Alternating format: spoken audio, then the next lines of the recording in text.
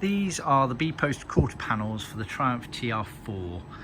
They are only applicable to TR4s, they are not applicable to TR4As or above, and the reason being this corner up here, which I'll get to. They have been cut on our CNC machine, hardboard panels, so millimetre perfect each time. They have the relevant holes for all of the fixings and relevant metalwork on the car, things like the hood frames, etc.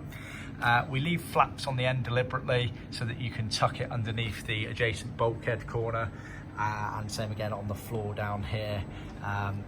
Allows you to tuck underneath and creates a seamless sort of finish between the panels and carpets, etc.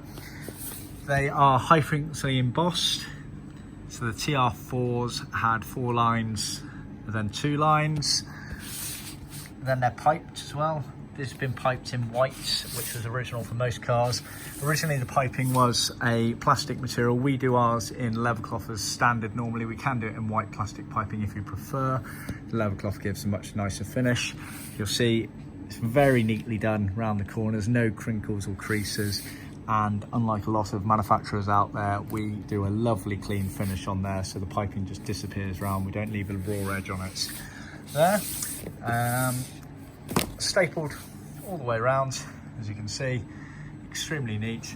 And like I say, the TR4s had a much shorter and squarer cut at the end compared to the later TR4As, TR5s, TR250s and TR6s, all related to the bodywork around the wheel arch.